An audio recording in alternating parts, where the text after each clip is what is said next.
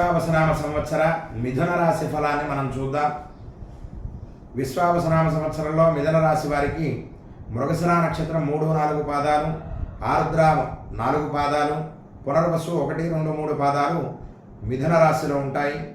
మరి విశ్వావసనామ సంవత్సరంలో మిథున రాశి మిథున లగ్న ఫలాలను చూద్దాం. మరి మిథున రాశి వారికి ఆదాయం 14, వ్యయం 2, రాజపూజ్యం 4, అవమానం 3. మరి ఈ రాశి స్త్రీ పురుషాదులకు గ్రహ ప్రభావం చేత యోగదాయకంగా ఉంటుంది.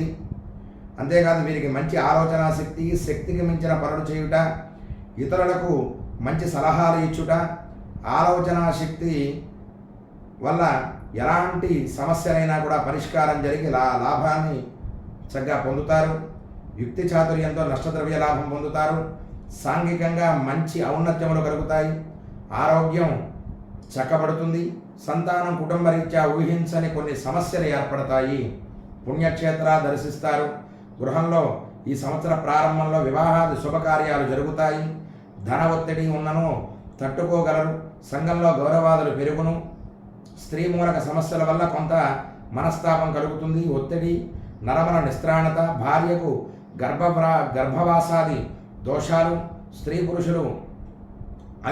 పురుషులు మధుమేహాది రోగాదులచే బాధపడతారు.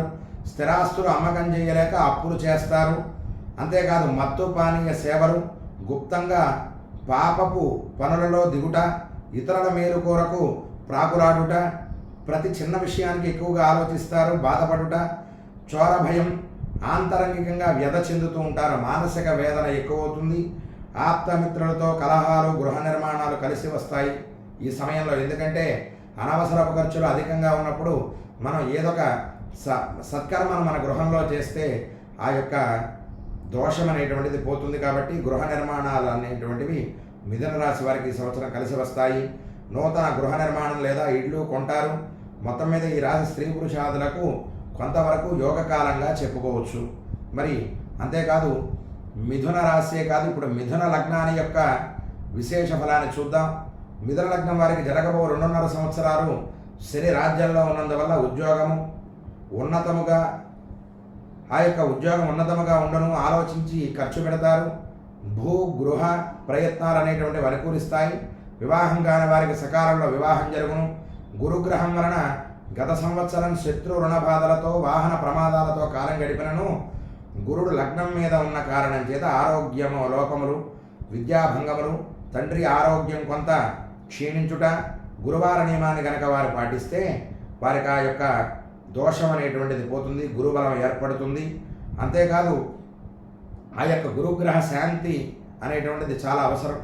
రాహు భాగ్యంలో ఉన్నందువల్ల జూన్ నెల నుండి తండ్రి ఆరోగ్యం మెరుగుపడుతుంది.